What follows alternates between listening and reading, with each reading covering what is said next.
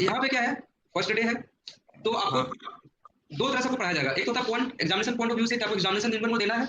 कुछ मैं बुक्स दे दूंगा सिस्को के बुक्स, यानी कि उसके अंदर बहुत सारे क्वेश्चन होंगे। ठीक है, आपको कर सकते हैं थ्योरेटिकल पोर्शंस के लिए। प्रैक्टिकल आपको तीन तरह से आपको बताया जाएगा। एक तो पैकेट ट्रेसर होता है, एक ऑनलाइन प्लेटफॉर्म आपको यूज करना है कर लो, एक यहाँ करना है कर सकते हो। लेकिन सीसीएन इंट्रोडक्शन टू डिवाइसेस में क्या है कि राउटर क्या होता है, स्विचेस क्या होता है, फायरवॉल्स क्या होते हैं, रिपीटर्स क्या होता है, ब्रिज क्या है, और भी कई सारे डिवाइसेस के अंदर आएंगे, उसके बारे में बताया जाएगा। सिर्फ और सिर्फ इंट्रोडक्शन इसलिए बताया जाएगा ताकि जब हम सेकंड टॉपिक पढ़ेंगे वैसा ही लेयर, तो इसके अंदर मैं नाम बोलूंगा कि इस लेयर पे राउटर यूज होता है। अब लोग से राउटर क्या होता है फिर, है ना, तो राउटर के बारे में पता ही नहीं होगा। या स्विचेस बोल दूं, रिपीटर मॉडेम बोल दूं, तो उसके बारे में सिर्फ मैं बोलूं कि होता है यहाँ पे काम होता है, तो आपको उसके बारे में पता होना चाहिए क्या है। Then only we can define the rest of the things in OSI layer. चलो ये तो ठीक है, ओएसआई लेयर में डिस्कस कर लेंगे। उससे पहले थोड़ा सा चीज बेसिक, जो लोग जैसे अभी जॉब करना चाहते हो कि as a desktop support engineer, आपको नेटवर्क इंजीनियर में आपको काम नहीं मिला। नेटवर्क में आपको बहुत सा टाइम मिलता है, मतलब एक टैग टीम बोलते हैं उसको, नेटवर्क सपोर्ट इंजीनियर बोलते हैं किसी को, टेक्निकल सपोर्ट बोलते हैं। वॉइस कॉलिंग प्रोसेस होता है उसमें, दोनों होता है, सिस्टम बेस्ड भी होता है। और भी कहीं कहीं अलग अलग फील्ड होता है, कोई आईटी इंजीनियर बोलेगा, असिस्टेंट इंजीनियर बोलते हैं। तो डेजिग्नेशन और नाम हर एक कंपनी में आपको अलग अलग मिलेगा। जैसे मैं जो काम करता हूँ, मेरा है लीड नेटवर्क सिक्योरिटी इंजीनियर। उससे पहले जो काम कर रहा था मैं दूसरी कंपनी में, तो उसमें असिस्टेंट इंजीनियर था, बाद में सीनियर असिस्टेंट इंजीनियर बना दिया गया। तो वहाँ पे असिस्टेंट इंजीनियर मतलब ये नहीं कि काम क्या है, तो दूसरी कंपनी का बोलोगे तो उसमें पता नहीं चलेगा जब तक कि वो आपका रोल्स एंड रिस्पॉन्सिबिलिटी आपका नहीं देखे। तो इसलिए बोलो जो भी आप डेस्कटॉप सपोर्ट काम करते हो, लेकिन आपको नेटवर्किंग में मूव होना है, तो कम से कम आपको 60 to 70% आपको दिखाना पड़ेगा रिज्यूमे में, वेदर यू हैव इन्फॉर्मेशन और नॉट। रिज्यूमे में पहले सबसे पहले पॉइंट कॉन्टेक्ट क्या होता है आपका, कि आपको दिखाना पड़ता है कि आपके पास ये इन्फॉर्मेशन है। बाद में इंटरव्यू लेगा और बताया जाएगा कि आपको क्या क्या होता है। ठीक है, इसमें थोड़ा सा सिर्फ स्टार्टिंग का आधा घंटा या 1 घंटा मैक्सिमम एक क्लास मैं आपको दे दूंगा डेस्कटॉप सपोर्ट रिलेटेड काम, मतलब बता दूंगा क्या क्या होता है उसके अंदर, कि अगर किसी को जॉब मिल गया फॉर्चुनेटली या अनफॉर्चुनेटली जो भी हो। किसी के लिए फॉर्चुनेटली होता है कि चलो जॉब मिल गया, कोई बोलता है यार मैं तो नेटवर्किंग में रहता था लेकिन इसमें काम नहीं करना, फिर भी मजदूरी में कर रहा हूँ, तो उसके लिए तो अनफॉर्चुनेटली हो गया। बट दोनों ही केस में अच्छा है कि जॉब तो मिला, something is better than nothing. तो जॉब मिलना बड़ी बात है, बाद में मूव ऑन किसी भी फील्ड में कर सकते हैं, एक बार सोर्स ऑफ इनकम तो स्टार्ट हो जाए। तो यहाँ पे थोड़ा सा मैं बता दूंगा कि आपका क्या क्या आपको पूछा जाएगा। केबलिंग के बारे में आपको बता दूंगा, केबल्स जो होते हैं केबल कैसे बनाते हो। ऑनलाइन तो नहीं बता पाऊंगा, ऑफलाइन वाले को थोड़ा सा पता चलता है केबलिंग कैसे बनाया जाता है। जैसे RJ45 का जो इंटरनेट का केबल्स होते हैं वो पंचिंग वगैरह, हालांकि जो डेस्कटॉप सपोर्ट इंजीनियर्स होते हैं उसको पता होता है कि कैसे करते हैं। ठीक है ना। और भी इन्फॉर्मेशन मैं आपको बता दूंगा, जैसे कि डेस्कटॉप सपोर्ट की अगर बात करें तो एक ही क्लास में बता पाऊंगा, बहुत ज्यादा नहीं बता पाऊंगा उसके अंदर। तो आपका डेस्कटॉप सपोर्ट में क्या क्या चीजें आते हैं, कभी काम करने की इच्छा हो, नहीं भी हो तो थोड़ा सा ही आपको आना चाहिए। एक क्लास या मैक्सिमम 1.5 घंटे या 2 घंटे का इसमें दे सकता हूँ, बाकी आपका सारी चीजें CCNA बेस्ड होगा। तो डेस्कटॉप इंजीनियर में क्या क्या होता है, एक तो आपका सबसे पहले आउटलुक कॉन्फ़िगरेशन आना चाहिए आपको। ठीक है, आउटलुक कॉन्फ़िगरेशन आना चाहिए। दूसरा जो ओएस इंस्टॉलेशन होता है, विंडो वगैरह इंस्टॉलेशन का,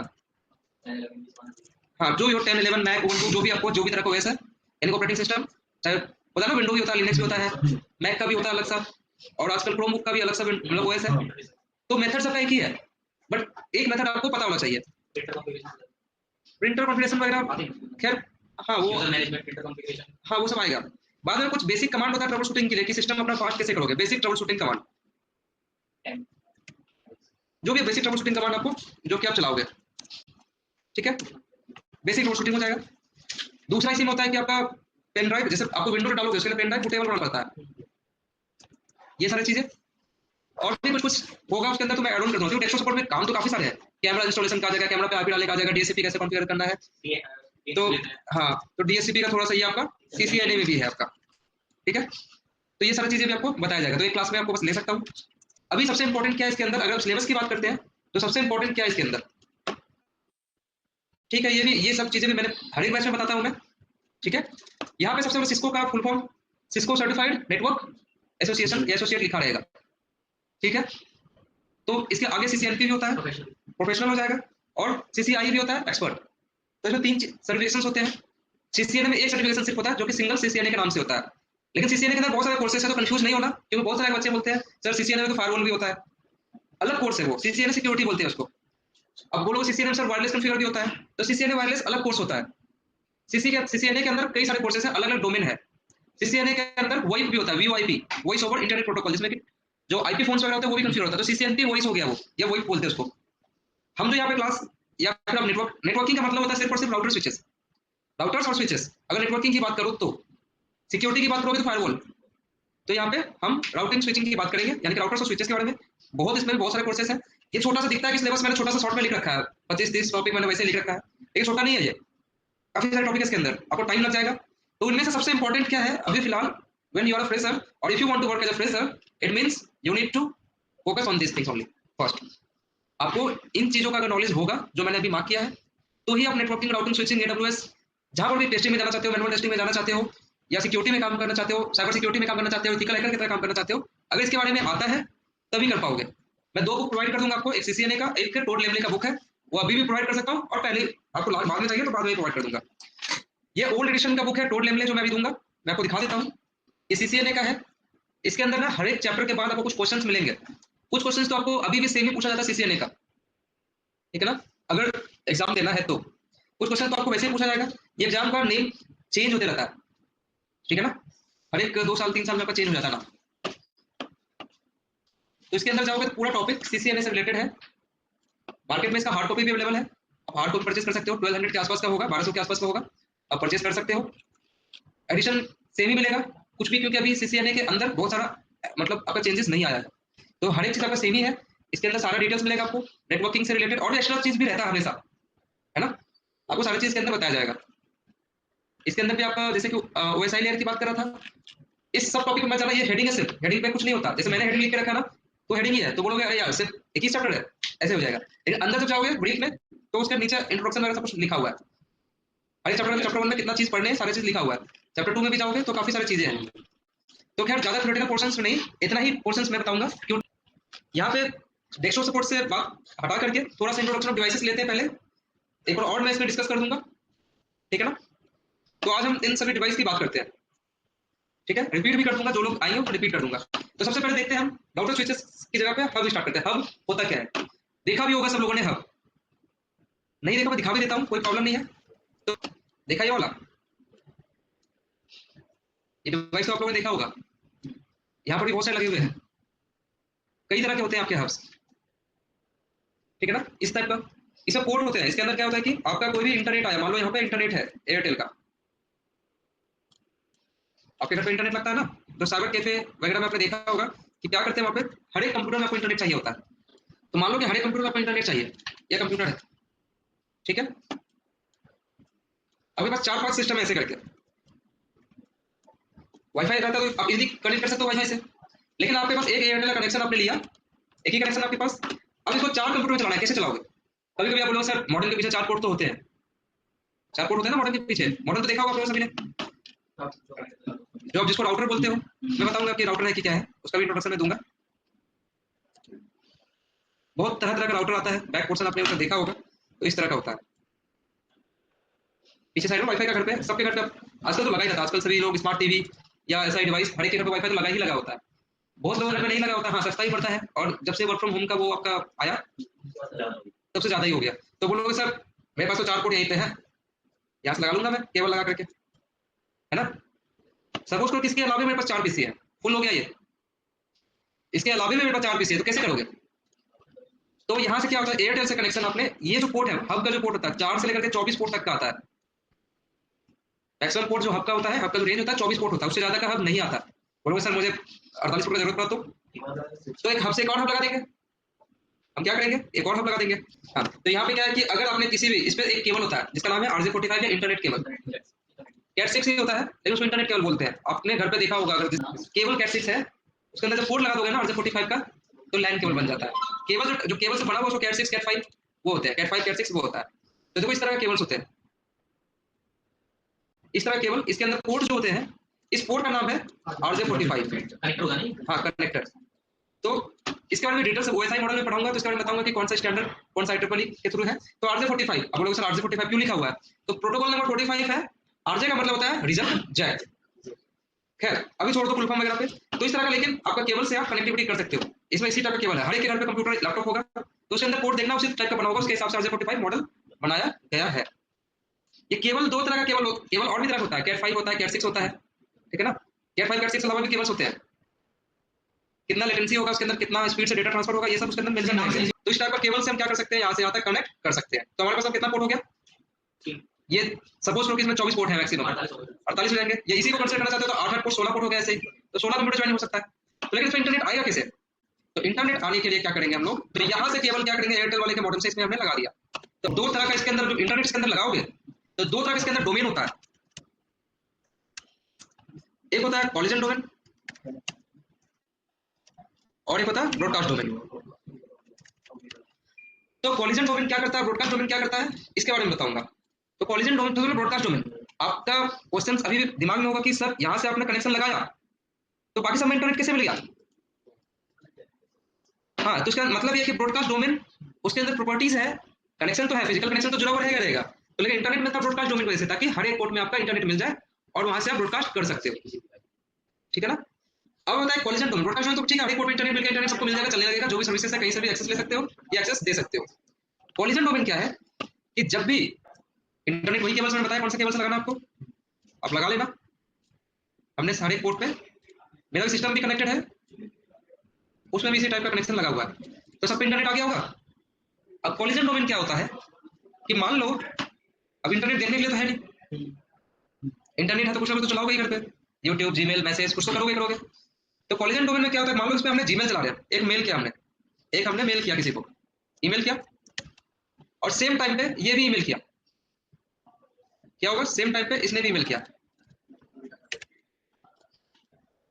इस बंदे ने क्या किया कि जिस टाइम पे इसने मेल किया ना, बाय मिस्टेक क्या है, तो अगर कोई बड़े कंपनी में काम करोगे तो हर एक टाइम पे पता नहीं कितने कॉल्स आते हैं, कितने क्या होते हैं, तो यहाँ से आपका जाएगा और ये इधर से जा रहा है, लेकिन जब जैसे बाहर गया, जो किसी सेगमेंट से बाहर जाएगा ना, तो यहाँ पे आकर के आपका मैसेज जो है आपस में कोलाइड हो जाएगा, टकरा जाएगा। और अगर सेम टाइम पे किया बाहर भेजने समय या रिसीव करते समय भी, तो वो टकरा जाएगा। टकराने से क्या होगा, आपका मैसेज क्या हो गया, डिस्ट्रॉय गया काम से आपका, वो जहां पर भी जिसको भी आपने मेल किया है पहुंचा नहीं, रास्ते में यहीं पे हमने यहीं पे गायब हो गया, खत्म हो गया। तो ये बहुत बड़ी समस्या आ गई।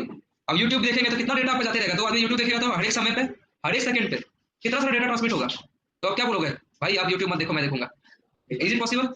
या फिर बोलो कि मुझे मेल करना, आप 2 मिनट रुको, जब तक कि मेरा मेल डिलीवर नहीं हो जाएगा, जब तक कि एक्नॉलेजमेंट नहीं आ जाएगा मेरे यूजर एंड से या क्लाइंट एंड से, तब तक आपको भेजना नहीं है।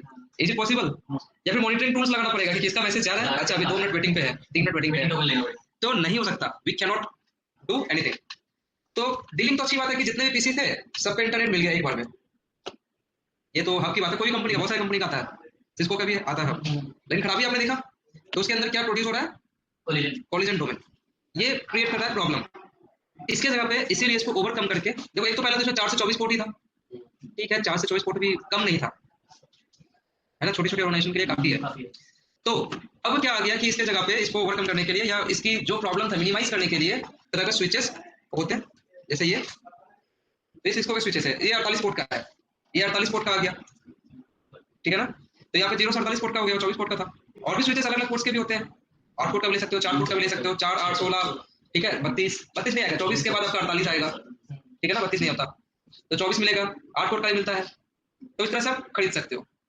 आजकल मल्टी लेयर स्विच भी होता है 28 पोर्ट का भी, ज्यादातर यूज नहीं करते है, लेकिन 4 स्विच लगा करके वैसे ही कर सकते हो, है ना, 3 स्विच जोड़ लो। तो इस तरह से आपका सेम फीचर्स आपका स्विच कर दिया।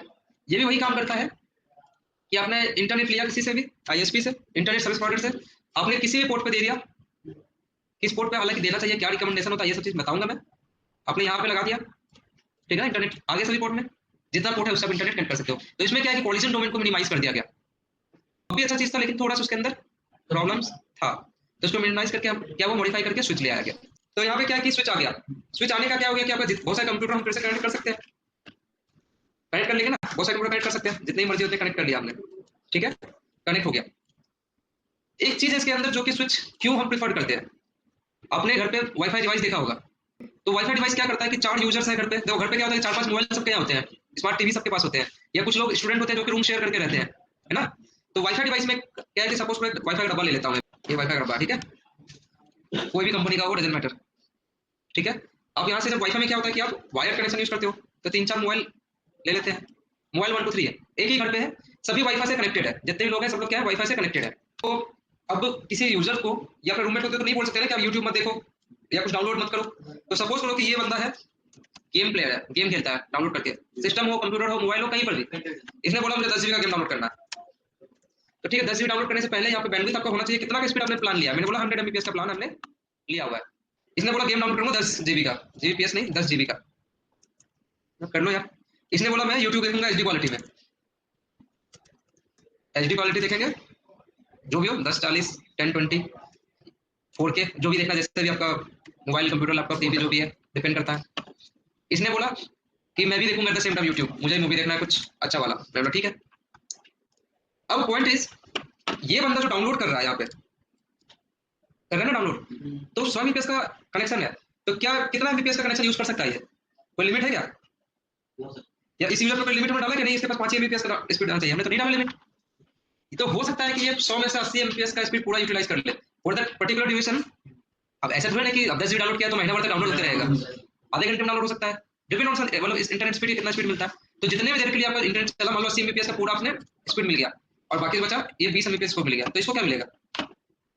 इसका तो बफरिंग होते रहेगा, यूट्यूब चला रहा है ना, गोल गोल घूमेगा, बोलेगा यार 100 एमबीपीएस का स्पीड लिया फिर भी इंटरनेट खराब है, तो कंप्लेन करते रह जाएगा कस्टमर केयर को। But the reason behind is कि ये दोनों यूटिलाइज कर रहे हैं जो भी है ना, कुछ समय के लिए सही, क्योंकि ऐसा थोड़ी हो सकता है कि हमेशा 80 एमबीपीएस का स्पीड लेते रहोगे। आइडियल रहेगा तो तीनों को मिलेगा, बट मैं सम केसेस में बता रहा हूँ कि सम पर्टिकुलर ड्यूरेशन में बता रहा हूँ जब we are doing like that. तो यहाँ पर दिक्कत हो रहा है या नहीं हो रहा दिक्कत? और सपोज करो कि ये तो नॉर्मल यूजर था, ऑफिस में अगर हम कंप्यूटर लगा देते हैं इतने सारे, ये तो घर की बात है, चलो किसी को मना भी कर सकते हैं कुछ अर्जेंसी आ जाए तो। मान लो ये ऑफिस में ही, ऑफिस में क्या होता है आपका, मल्टीपल कंप्यूटर होते कनेक्टेड, वाईफाई से ही ले लेते हैं, लैन कनेक्शन बाद में लेंगे, वाईफाई से कनेक्ट कर लेते हैं, कनेक्ट रहेगा ना मल्टीपल यूजर। तो कैसा लगेगा कि अगर ये बंदा या कुछ एम्प्लॉय, डायरेक्टर्स के लिए तो सभी इक्वल ही होते हैं, उनको तो मतलब होता है कि आपका काम होना चाहिए। अगर ये तीनों कंप्लेन करेंगे sir we are not able to send और receive any kind of emails और डॉक्यूमेंट और कोई भी relevant information we are not able to receive, क्या अच्छा लगेगा कंपनियों में? प्रॉब्लम भी आ जाएगा। Officially it's not manageable, we can not, we can't tolerate. हमें भी टाइम पे काम करके देना होता है। पता चला कि जब तक दूसरे कोई कर रहे हैं, पता चला कि एक कंप्लीट किया, ये भी बंदा सुबह के 9:30 से आया हुआ 6:30 तक काम करेगा, लेकिन डिले की वजह से ये अब 9:30 से रात के 9:30 तक काम करेगा, जब उसको इंटरनेट अच्छा मिलेगा, काम तो हैम्पर हो ही रहा। तो ये सारा खराबी था आपका वाईफाई से। तो जब लेकिन आप स्विच यूज करते हो, मैं यहाँ पे जो स्विच की बात कर रहा हूँ, यहाँ पे वो स्विच मैनेजेबल स्विच की बात कर रहा हूँ मैं। तो इसके अंदर एक फीचर्स होता है कि मान लो कि आपने 100 एमबीपीएस का कनेक्शन लिया हुआ है, ठीक है ना। अब यहाँ पे कंप्यूटर के मॉडेम भी कनेक्ट कर सकते हो, यहाँ पे एक कंप्यूटर के पे एक कैमरा, जितना चाहो मॉडेम उतना कनेक्ट करके रख सकते हो यहाँ पे कि 100 एमबीपीएस का स्पीड है। जितने भी एक्टिव पीसी है, कितने पीसी आप 1 2 3 4 और मॉडल लगा के 5, तो पांचों में इक्वली लोड डिवाइड हो जाएगा। अब कुछ भी डाउनलोड करो, सबको 20-20 एमबीपीएस आपको मिल जाएगा। अब कुछ भी डाउनलोड करो, आपका प्रॉब्लम है। हाँ, लेकिन आप चाहते हो कि नहीं यार ये तो गलत हो गया, ये जो बंदा बैठा है डायरेक्टर है, इनकेस बोले तो डायरेक्टर है, इसको भी आप उसी कंपेयर वाला तो अच्छी बात नहीं है, तो आप चाहो तो स्पेशली हम इसको 40 एमबीपीएस दे सकते हैं, बाकी जो बचा इक्वली डिवाइड हो जाएगा। वो भी कर सकते हैं, we have lots of options. तो यहाँ पे ऑटोमेटिक तो ठीक है, अभी इक्वली ट्रीट करते हैं, ठीक है ना। तो सबको 20-20 एमबीपीएस का स्पीड मिल गया, वेदर यू डाउनलोड समथिंग और simply you need to send and receive email और समथिंग। तो यहाँ पे ऑप्शंस हैं। तो स्विच में स्विच क्यों यूज करते हैं ये वो पता चल गया, स्विच का क्या फीचर्स है ये वो पता चल गया, लेकिन इसका फंडामेंटल बहुत ज्यादा है, इसका यूज ज्यादा है, कॉन्फ़िगरेशन ज्यादा है। तो हम कॉन्फ़िगरेशन की बात नहीं कर रहे थे, हम जस्ट इंट्रोडक्शन की बात कर रहे थे। तो now I think you understood कि यहाँ पे स्विच का काम क्या होता है। हब में भी होता है, लेकिन हब में थोड़ा सा दिक्कत होता है कि आपका इक्वली लोड शेयर नहीं करता, वैसे भी कॉलिजन डोमेन भी बन ही रहा है, तो इसके अंदर कॉलिजन डोमेन नहीं बन रहा आपका, ये आपका बेनिफिट है, ठीक है ना। सीसीएनए में आपको लिखा होगा छोटा छोटा, कभी कभी एग्जांपल भी लिखा हुआ कि what is the difference between hub and the switch. Google पे भी करोगे ना हब एंड स्विच, तो बहुत सारी चीजें मिलेंगे, लेकिन जो अभी जो मैंने बताया ये आपका बेसिक है। आप लंबा चौड़ा कुछ भी बोल सकते हो गूगल से देख करके, लेकिन दो चीजें आपने डिस्कस नहीं करोगे कॉलिजन डोमेन और ब्रॉडकास्ट डोमेन में। यहाँ पे कॉलिजन डोमेन है लेकिन ना के बराबर है, मिनिमाइज्ड है पूरा। यहाँ पे क्या ब्रॉडकास्ट डोमेन आपका काम करता है। और यहाँ पे एक फायदा होता है कि अगर ये पीसी चाहे, जितने पीसी कनेक्टेड हुआ इसको छोड़ देते हैं, जितने पीसी है आपस में अगर इंटरनेट यहाँ से कैंसिल भी कर दो, इंटरनेट वालों नहीं भी है, तो PC to PC can communicate easily. अब जो एफटीपी फोल्डर्स होते हैं ना, एक फोल्डर बना दिया कि सब में दिखे, शेयर फोल्डर जिसको बोलते हैं, तो आप बना सकते हो as a LAN network, local area network यहाँ पे काम करेगा। लेकिन जब इंट्रोडक्शन पढ़ाऊंगा मैं, अभी स्टार्ट करूंगा, तो आपको लैन वैन मैन सब कुछ के बारे में बताया जाएगा। तो यही मेन पॉइंट क्या था आपका, क्यों यूज करते हैं स्विच को और क्या डिफरेंस है हब में, ये आपसे पूछा भी जा सकता है। तो ये था आपका हब एंड द स्विचेस। अब ये बात करते हैं दूसरे डिवाइसेस की। अगर दूसरे डिवाइसेस की बात करते हैं, यहाँ पे ब्रीजेस है, रिपीटर्स है, आपका राउटर्स है। हम बात करते हैं, मान लो कि रिपीटर्स की बात करते हैं, ठीक है ना। तो रिपीटर से पहले आपको पता होना चाहिए कि मॉडेम क्या होता है। ये जो डिवाइस है इसका नाम क्या है, कितने लोग जानते हैं इसका नाम? तो यहाँ पे ये राउटर हम लोग इसको बोलते हैं, लेकिन ये राउटर है नहीं, तो इसका नाम एक्चुअली मॉडेम। अभी मैं आपको बताऊंगा डिवाइस में कि राउटर्स का फीचर्स क्या होता है और मॉडेम का क्या फीचर्स होता है। तो मॉडेम का मतलब क्या होता है ना कि देखो, एक कोई डिवाइस ये काम क्या कर रहा है, घर पे इंटरनेट कैसे चल रहा है? तो घर पे इंटरनेट ऐसे चल रहा है कि एक एयरटेल वाले कहीं से बाहर से, आईएसपी मतलब इंटरनेट सर्विस प्रोवाइडर, कोई भी हो, एयरटेल, जियो, वोडा, टाटा, मार्केट में और भी लोकल एसीटी वगैरह पता नहीं कितने वेंडर्स है। अब है इसने क्या क्या, इससे मुझे इंटरनेट चाहिए, तो इंटरनेट चलो वो तो वायर वहां से खींच करके आपके घर तक ले आया। अब चलाओगे किससे? डायरेक्ट कंप्यूटर में चला सकते हो, ऐसे भी दे सकता हो, डायरेक्ट कंप्यूटर लगा सकते हो। यहाँ से जो आपके घर पे इंटरनेट देता है ना, ये केवल डायरेक्ट आप सिस्टम पे लगा दो चलने लगेगा। फिर बोलो सर वाईफाई क्यों लगाते हैं? तो वायर तो लगा सकते हो, फोन में क्या लगा सकते हो? कुछ भी नहीं। कंप्यूटर है तो लगा सकते हो ना, लेकिन फोन में कैसे चलाएंगे? फोन में तो हमारे पास पोर्ट ही नहीं होता। तो इसीलिए क्या करते हैं, ये मॉडेम लगाते हैं, यूज करते हैं सिर्फ हमें हवा में इंटरनेट मिल जाए उतना ही एरिया में, और कोई भी इसके अंदर कॉन्फ़िगरेशन नहीं करते हैं। अब लोग सर कॉन्फ़िगरेशन कैसे नहीं होता, झूठ बोलते हो। इसमें तो पासवर्ड डालते हैं, पासवर्ड तो हम सिक्योरिटी के लिए डालते हैं कि पड़ोसी यूज ना कर ले। अब क्वेश्चन मार्क क्या है यहाँ पे, मॉडेम आपने लगाया, मॉडेम का क्या काम है? तो मॉडेम का जो MODEM लिखता हूँ, तो यहाँ फीचर्स होता है कि मॉडेम का मतलब होता है मॉड्यूलेशन, मॉड्यूलेशन यहाँ पे बोल सकते हो आप, और इसका मतलब होता है आपका जो DEM लिखा हुआ है डीमॉड्यूलेशन। तो यहाँ पे देखो डेफिनेशन की बात नहीं कर रहे हैं कि आपको डेफिनेशन बताऊंगा कि कैसे analog to digital, digital to analog signal आपका ट्रांसमिशन होगा, ये नहीं बता रहा। बस मैं आपको फंडामेंटल बता रहा हूँ कि अगर वाईफाई डिवाइस आपके पास है तो इसने क्या किया कि वायरलेस कनेक्शन, मतलब एक वायर्ड कनेक्शन आया आपके घर पे, ठीक है, इसको हमने क्या किया, मॉड्यूलेट कर दिया सिग्नल को। क्या किया, मॉड्यूलेट कर दिया। एफएम क्या होता है कि वहां से सिग्नल को क्या करते हैं, मॉड्यूलेट करते हैं, और फिर उसको आकर हम लोग डिमॉड्यूलेट करते हैं। मतलब एक सिग्नल बनाया, उस सिग्नल को कैच करके फिर से डिजिटलाइज कर दिया, है ना। तो यहाँ पे वही काम होता है कि सिग्नल जो है पहले नॉर्मल था, उसको हमने हवा में से हवा में डाल दिया, हवा से फिर मोबाइल में डिमॉड्यूलेट करके फिर अंदर आ गया, बात हो गया ना। और उससे ही फिर आप जाकर क्या करते हो, मोबाइल को फिर हॉटस्पॉट बना सकते हो, फिर तो सिग्नल को फिर से मॉड्यूलेट कर सकते हो, करते हो ना, मोबाइल में इंटरनेट मिल गया तो फिर से आप हॉटस्पॉट सेट करके दे सकते हो दूसरे को। तो मॉड्यूलेशन डिमॉड्यूलेशन का यही काम है, मॉड्यूलेशन डिमॉड्यूलेशन इस तरह का प्रोसेस होता है, सिंपली समझ लो। ठीक है सर, इतना काफी है, नेक्स्ट क्लास में कल देखते हैं। Okay, thank you.